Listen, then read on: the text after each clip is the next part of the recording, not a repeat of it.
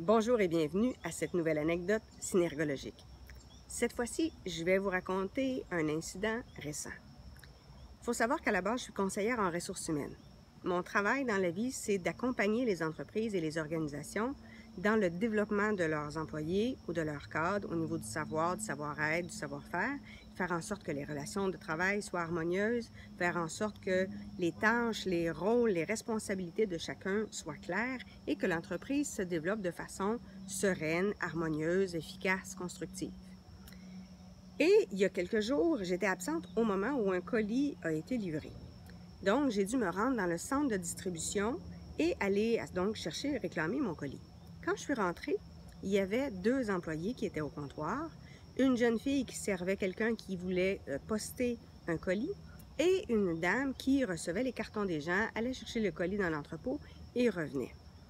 Il y avait quelques personnes devant moi, 3 ou 4, et comme il n'y a pas beaucoup d'espace dans le hall, bien, les gens se plaçaient le premier proche du comptoir, les autres vers l'arrière, et ça allait comme ça vers la porte d'entrée. Je me mets en ligne et j'attends. Il y a de la musique qui joue, la température est bien, on est confortable. Et c'est pas très long en fait, parce que l'employé va chercher, va trouver le colis dans l'entrepôt, revient, fait signer les gens et on passe au suivant.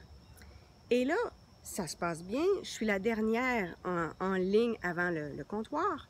Et là, il y a une dame qui rentre sur ma droite. Puis comme la porte est à peu près à ma hauteur, la dame se retrouve à ma hauteur. Et là, elle voit la file qu'elle a à faire. On s'entend, il y a à peu près 5 personnes en avant d'elle. Il n'y a rien de catastrophique. Et là, la dame, quand elle est rentrée, déjà, elle avait un air de bœuf. Non seulement il n'y a pas de sourire, là, mais la commissure des lèvres est penchée vers le bas. Et quand elle a vu qu'il y avait une file d'attente et qu'elle ne pouvait pas se diriger au comptoir tout de suite, automatiquement, les poings y ont fermé, la mâchoire est devenue crispée et là, elle s'est mise à faire des... Donc ici, là, ça remonte. On a donc un signe de dégoût, ça, puis on a des signes de mépris, ça. Elle fixe les employés, aucun clignement de paupières, elle présente son émi-visage droit aux employés et elle est penchée vers l'avant, l'épaule droite avancée. Fait que je me suis dit, bon, ça y est, ça va être une attaque, c'est une question de secondes. Elle commence par faire des gros soupirs que personne ne peut manquer. Fait que j'ai eu le temps de me dire, bon, regardez-la bien aller, elle. Tellement que le monsieur qui est sur sa gauche s'éloigne d'elle parce qu'évidemment, son énergie est très, très, très négative. Ça a pris 10 secondes. Et elle s'est mise à insulter les employés et à crier « Mais là, franchement, vous travaillez donc bien mal, vous devriez être 2, puis là, nous, on n'a pas rien que ça à faire, attendre. » La minute qu'elle a pris une inspiration pour pouvoir sortir une phrase suivante, je suis intervenue. Je me suis tournée vers elle, puis évidemment, je suis une karatéka, donc mes pieds bien ancrés au sol, j'étais très droite, j'ai sorti une voix ferme, sans crier, un ton lent, et j'ai dit « Il y a une deuxième employée qui est dans l'entrepôt en arrière, elle est partie chercher un colis. On se calme. » Ça s'est arrêté là.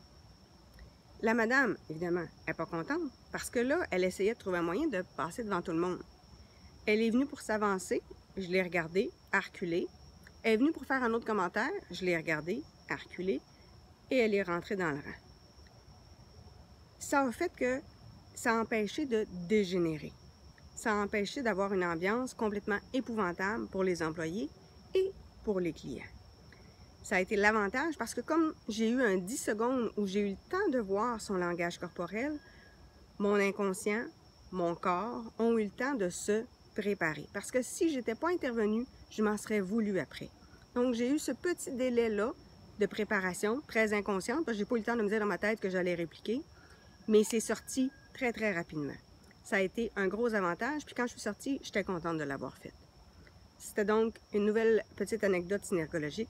Je vous invite à vous abonner à ma chaîne YouTube et on se retrouve pour une prochaine capsule. Au revoir.